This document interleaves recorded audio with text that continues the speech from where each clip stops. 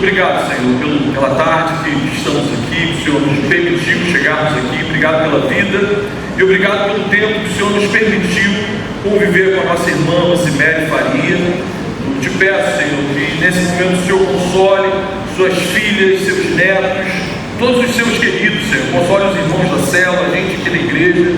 O Senhor não nos criou para esse momento, Senhor, para vivermos esse momento, mas a nossa alegria é saber que aqueles que creem no Senhor viverão eternamente. Amém. E em breve o Senhor estará de volta e nós, juntos com a irmã Rosemary, estaremos face a face diante do amado das nossas almas. Aleluia, Senhor. Por favor, Senhor, divulgamos também nesse momento que o Senhor nos prepare para ouvirmos a Tua voz, a Tua palavra, que o Senhor fale com a gente, que o Senhor nos cure, nos trate, que saiamos daqui ainda mais parecidos com o Senhor. Essa é a oração que eu sempre faço para o Senhor, que a gente faz em nome de Jesus. Amém. Amém. Tão abominável, tão cruel, como esse escândalo do roubo aos aposentados do INSS. Os abutres, pessoas instruídas, algumas com alto nível de escolaridade, mas que mesmo assim decidiram arquitetar e intencionalmente participar de um esquema cruel e hediondo para roubar, para furtar a aposentadoria de gente humilde, de idosos, que carecem desse recurso para sobreviver. E essa quadrilha rouba esses aposentados há anos, debaixo da barba dos nossos governantes. Está claro que esse crime maligno não foi um impulso, não foi algo que aconteceu por acaso, mas algo muito bem planejado, uma engenharia predatória de falsificações, de manipulações de sistemas, com a participação de muita gente que deveria estar ali para proteger essas pessoas, esses idosos, esses aposentados. O atual presidente dessa nação deu apenas uma declaração pífia com relação a essa tragédia inimaginável de corrupção. Mais de 20 dias se passaram desde quando esse esquema foi noticiado, foi revelado por todos nós, e até agora ninguém foi preso.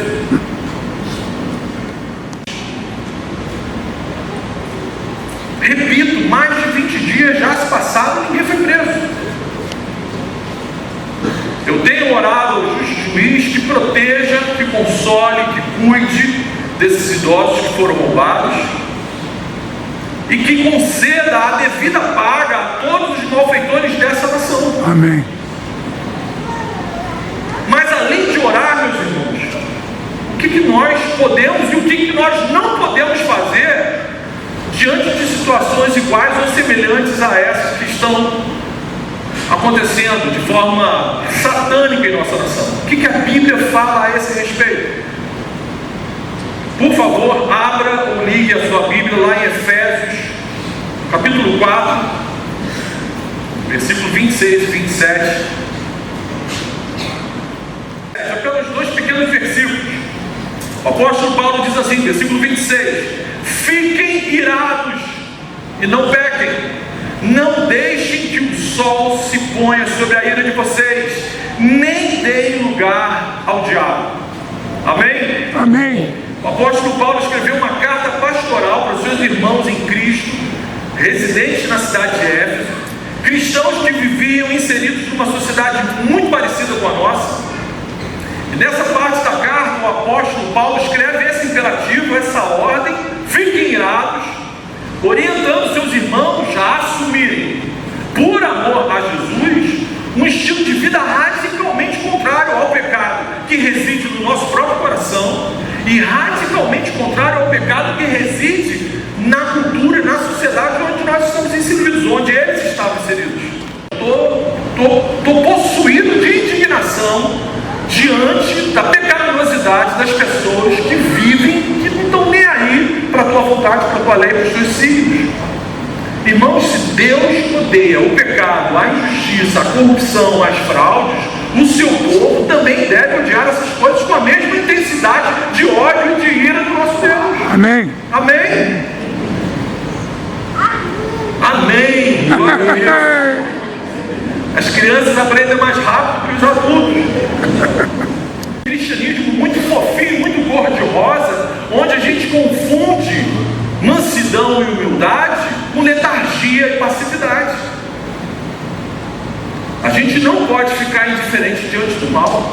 Então essa é a nossa primeira lição, meus irmãos.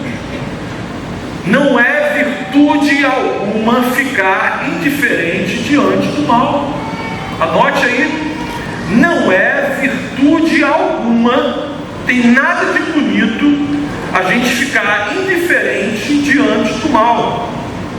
Muitos cristãos confundem, vou repetir, mansidão com passividade, com letargia. A Bíblia nos mostra outra direção. Diante da blasfêmia, da corrupção, da violência e da exploração de inocentes, Deus nos ordena: fiquem irados. Isso tem que mexer com a tua alma, meu irmão. Você não pode achar que isso é normal, você não pode dormir tranquilo.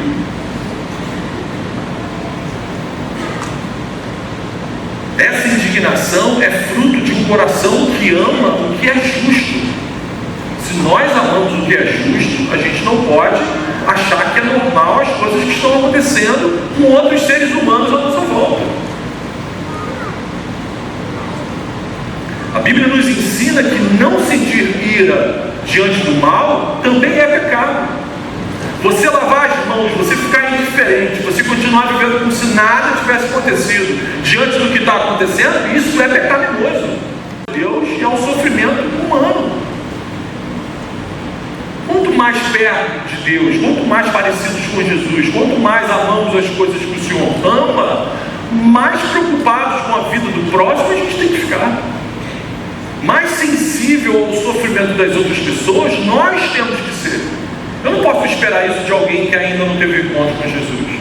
Eu não posso esperar essa preocupação de pessoas, de instituições, de sistemas que ainda não entendem o que é amor, o que é graça, o que é misericórdia. Eu tenho que esperar isso do povo de Deus. Que não conseguem conversar, sem gritar, sem escandaliza vizinho, que assusta o cachorrinho, que as crianças ficam em casa se tremendo, você está dando lugar ao diabo. Crente nervosinho, crente ignorante, que está sempre irado com tudo e com todos, já virou playground para o capeta. Mais uma frase para você botar no adesivo, uma camisa de retiro, oi, coisa linda, cadê a pessoa da comunicação? Ó, crente nervosinho já virou playground de capeta.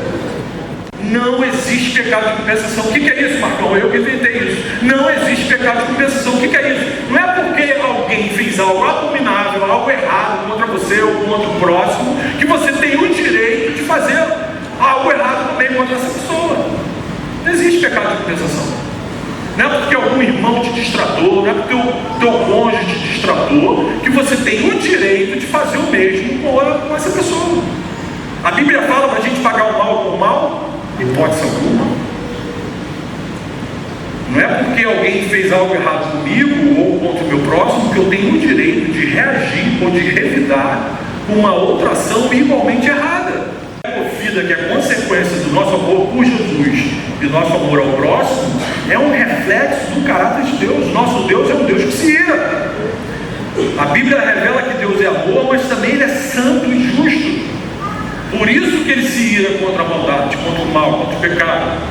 E Jesus, sendo Filho de Deus, Ele expressa essa ira justa numa passagem muito conhecida lá em João capítulo 2. Jesus, quando entra no templo de Jerusalém, Ele se ira. Ele expulsa os cambistas que exploravam a fé das pessoas. Você lembra dessa passagem? Jesus, nesse momento, se torna um exemplo perfeito desse princípio bíblico de, movido por amor, a gente se indignar contra o mal, a gente se irar contra o mal. De agir, submeta a sua ira à sabedoria do Espírito Santo. Ore para sentir o que Deus sente. Jesus se indignou da maneira como se indignou porque Ele era íntimo do Pai. Eu e o Pai somos um.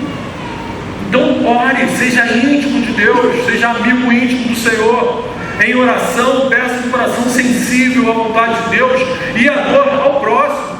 Promover justiça, não se cale. Denuncie o mal com firmeza, com verdade, assim como Jesus fazia com os fariseus. Muito provavelmente, se fosse hoje, Jesus ia ser processado por bullying. Jesus falava raça de víbora. Jesus não falava assim, raça de víbora, cobrinha.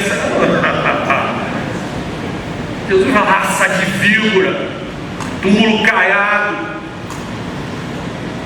Denuncie o mal com firmeza, com verdade, assim como Jesus fazia com os fariseus. E falando especialmente sobre o nosso país, se você acredita em democracia e no processo eleitoral e deseja de alguma forma fazer o bem, promover o bem, pelo amor que você diz ter a Jesus, use o seu voto para tentar coibir o avanço do mal. Use o seu voto para tentar coibir o avanço da corrupção, dessas fraudes. Não dê lugar ao diabo, não deixe que a ira vire amargura.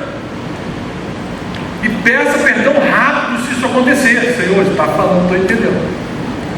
Confissão rápida mata a raiz de amargura.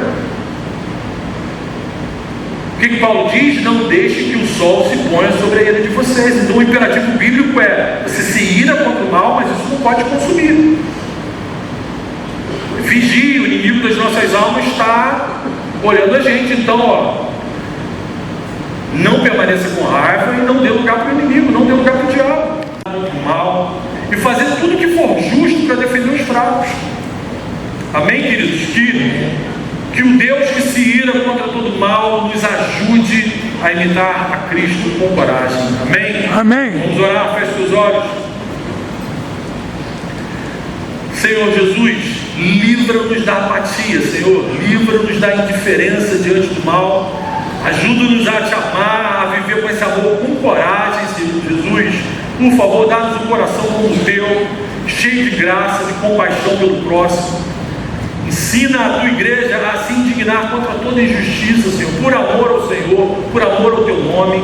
Ajuda-nos a lutarmos pelo bem, mas sem revidar com o mal. Ajuda a tua igreja, Senhor, a amar muito mais a tua santidade do que a nossa própria reputação, Senhor. Por favor, que o Senhor, sabendo que o Senhor é um Deus misericordioso, como igreja nós te rogamos, por favor, abrevie o teu juízo sobre essa nação, Senhor. Livra-nos dos homens maus que oprimem esse povo, Senhor. Console e cuide dos idosos que estão sendo roubados, Senhor. Jesus, o Senhor é aquele que defende a causa dos oprimidos e dá a devida paga aos soberbos. Deus querido, nós te rogamos, levante nesse país governantes que pratiquem a justiça.